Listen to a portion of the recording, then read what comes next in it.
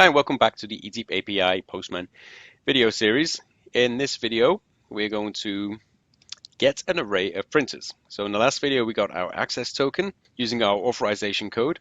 And now we can use that access token to go through any one of these requests. And the first request we're going to be walking through is the get printer request.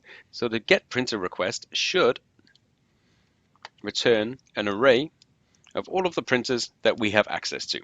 That will mean whatever printers you can see in your ezeep Blue dashboard, you'll be able to see here.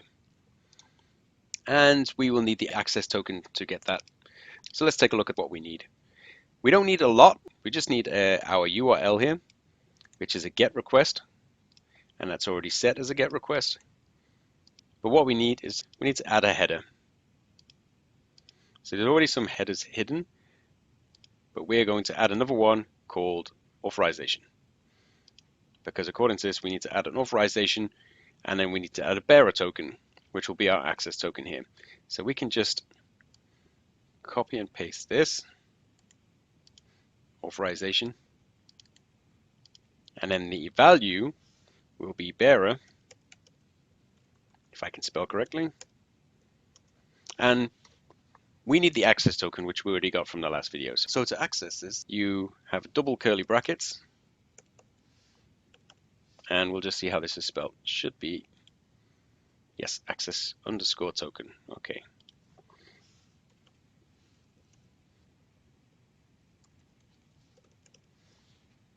Okay, so now we click on that. Okay, so it's already showing us the value we have. Great. So that, according to the documentation, is pretty much all we need. If we make sure we've spelled this correctly and added the / at the end with the HTTPS, we've added authorization with bearer and a small space. Yes, we have a space there, and access token.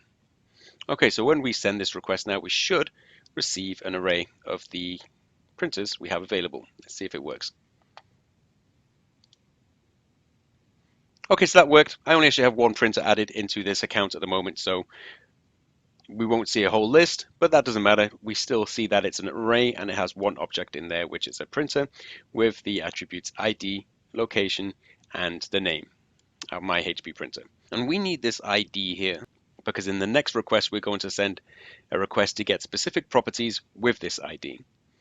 And we could set our favorite printer as a variable. I'm not going to. When I'm testing, I usually use the same printer each time. So hard coding the ID isn't really going to slow us down. We'll just copy and paste that when we need it in the next video, which will be the get printer properties. So I will see you in the next video.